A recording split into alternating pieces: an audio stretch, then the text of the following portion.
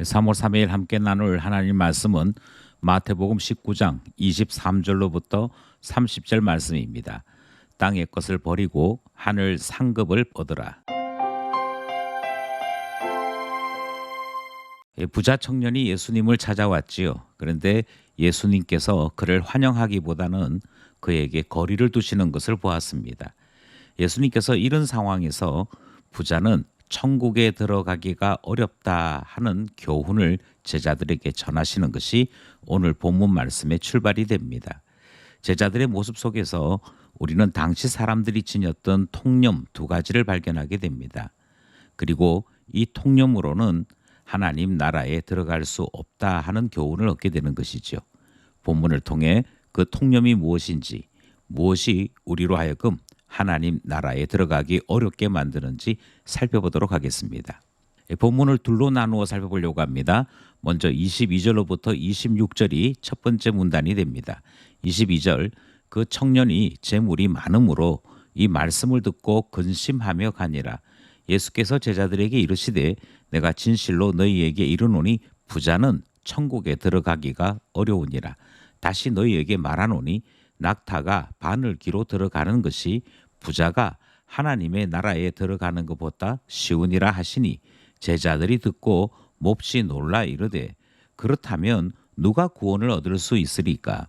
예수께서 그들을 보시며 이르시되 사람으로서는 할 수 없으나 하나님으로서는 다 하실 수 있느니라. 22절 말씀에 보니까 청년이 결국 재물이 많음으로 예수님의 말씀 앞에 근심하고 결국은 돌아가고 말았다 하는 이 사실을 전하고 있습니다. 그러니까 예수님이냐 재물이냐 하는 선택 앞에서 청년이 선택한 것은 재물이었다 하는 사실을 알게 되는 것이고요. 이와 같은 선택을 하게 된 배경은 재물이 많음으로 이것을 결코 포기할 수 없어서 예수님을 버리고 말았더라 하는 것이지요. 우리는 이와 같은 청년의 모습을 재물의 신에 사로잡힌 사람들이라 그렇게 말하게 되지요. 재물 때문에 신앙을 버리거나 재물 때문에 주님을 쫓고자 하는 그 뜨거움을 버리는 일이 나타났더라 하는 것입니다. 문제는 이와 같은 청년의 모습을 예수님께서 놓치지 않으시고 제자들에게 전하고 있다 하는 것이지요. 23절에 보니까 예수님께서 제자들에게 이르시되 그리고는 부자가 천국에 들어가기가 어렵다 하시는 교훈을 전하고 계십니다. 아마도 제자들이 이 말을 겉으로 들었던 것 같습니다. 그러자 24절에 보니까 예수님께서 다시 말한다 이렇게 말씀하시고 이것을 비유로 낙타가 바늘기로 들어가는 것이 부자가 하나님 나라에 들어가는 것보다 쉽다 이렇게 고쳐 전달하는 내용을 우리가 보게 됩니다. 그러자 25절에서 제자들이 몹시 놀랐더라 이렇게 설명이 되고 있지요. 종종 성경학자들은 24절에 등장하는 이 비유적인 말씀 낙타가 바늘기로 들어가는 것이라고 하는 표현이 무엇일까에 대해 논의도 하고 토론도 합니다. 해석은 여러 가지가 가능한데요. 첫 번째는 여기에 쓰여 있는 낙타라고 하는 단어와 배에서 사용하는 밧줄이라고 하는 단어가 발음상 유사합니다. 그래서 아마도 굵은 밧줄이 바늘기로 들어가는 것이라고 하는 것이 원래 표현이 아닐까 이렇게 생각하는 경향도 있습니다. 또 다른 경향은 낙타가 바늘귀라고 얘기할 때 성전 안에 바늘문이라고 하는 문이 있었다. 그런데 이 바늘문이라고 하는 통로에 들어가려면 낙타들이 무릎으로 들어갔어야 했다. 그래서 들어가기가 참 어려웠었다. 이런 해석으로 이 24절 말씀을 이해하는 경향들이 있습니다. 그것이 어떤 상황 속에서 주어진 말씀이든지 이 본문의 핵심은 부자가 하나님 나라에 들어가는 것이 참 어렵다 하는 말씀을 전하신 것이지요. 부자가 하나님 나라에 들어가기가 어렵다 하는 사실을 거듭거듭 강조했더니 25절에 있는 표현대로 제자들이 몹시 놀랍니다. 그리고는 당장 이런 말로 예수님께 질문하죠. 그렇다면 누가 구원을 얻을 수 있으리까? 우리는 이 본문에서 그 당시 사람들이 가지고 있던 첫 번째 통념을 만나게 됩니다. 그들이 가지고 있던 통념은 부자가 할 수 없다면 그 누구도 할 수 없다 라고 하는 생각을 가지고 있는 것이고요. 부자가 되기까지는 하나님께서 복을 주신 것이므로 하나님께로부터 복을 받은 부자도 못하는 일을 다른 사람이 어찌 할 수 있겠느냐 하는 생각을 가지고 있었던 것 같습니다. 이처럼 부자에 대하여 좋은 인상, 또 부자는 무엇이든지 할 수 있다는 것이 이 당시 사람들이 가지고 있는 생각이었음에도 불구하고 예수님께서는 아니 부자이기 때문에 천국에 들어갈 수 없다라고 말씀을 하셨고, 부자도 못 가는 천국을 어떻게 들어갈 수 있겠느냐라고 하는 제자들의 질문에 사람으로서는 할 수 없으나 하나님으로서는 다 하실 수 있다라고 말씀하시므로 구원은 하나님의 긍휼과 하나님의 은혜로 가능한 것임을 예수님께서 강조하시는 말씀이 우리 첫 번째 문단의 말씀이 됩니다. 통념을 깨워야 합니다. 부자가 천국 들어가는 것이 아니고 하나님 때문에 들어가게 되는 것, 그것 말씀하시는 첫 번째 문단이었습니다. 둘째 문단은 베드로의 질문으로부터 시작을 하지요.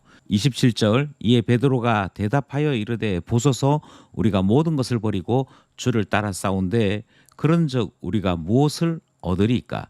예수께서 이르시되 내가 진실로 너희에게 이르노니 세상이 새롭게 되어 인자가 자기 영광의 보좌에 앉을 때에 나를 따르는 너희도 12 보좌에 앉아 이스라엘 12지파를 심판하리라.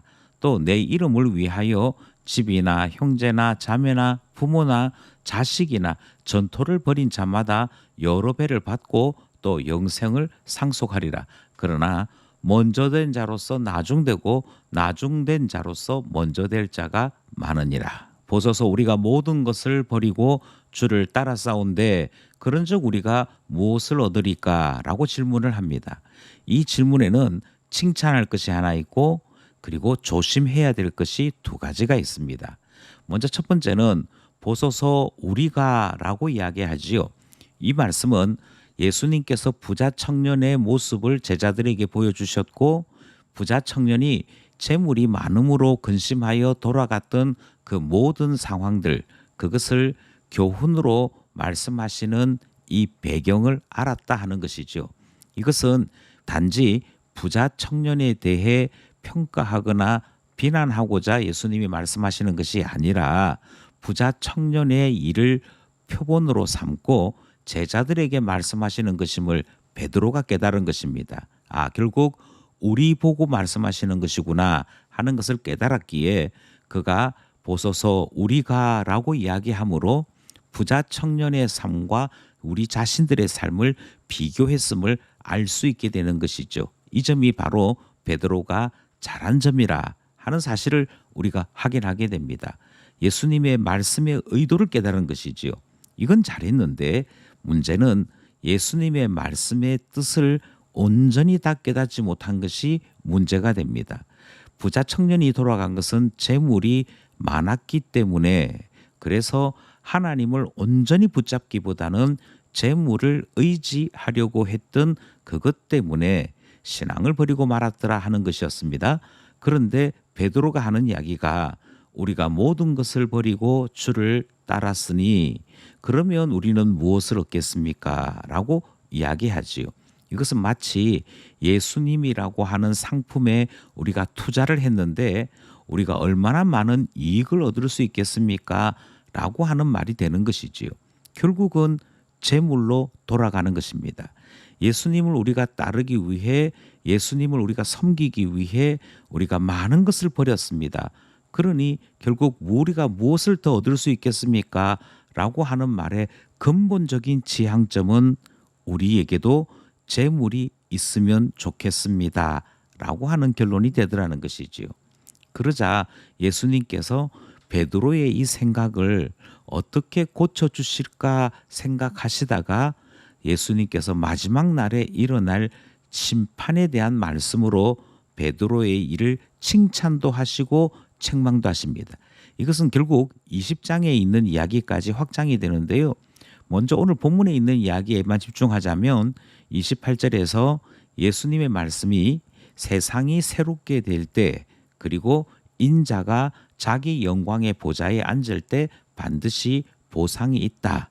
이 말씀을 먼저 주심으로 이 땅에서의 제자의 삶에 보상이 있음을 알려주고 계십니다. 아마 이 이야기를 들었을 때 베드로는 몹시 기뻤을 것 같습니다.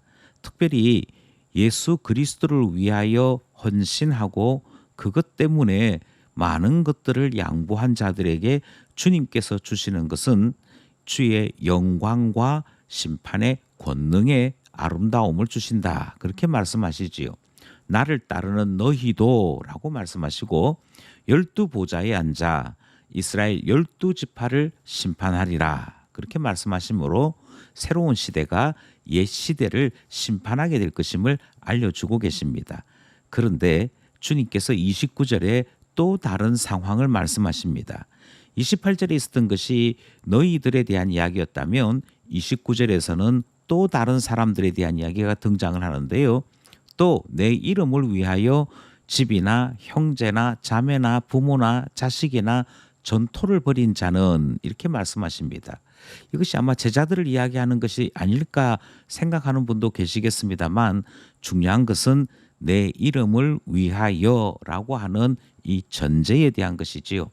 앞에 있는 사람들의 이야기는 보상을 위하여라고 설명할 수 있다면 29절에 등장하는 사람들은 전적으로 예수님을 위하여 자기 모든 것을 버린 사람들이 있는데 이들은 여러 배 보상받는 것뿐 아니라 영생을 받게 될 것이라 말씀하시는 내용이 전달됩니다.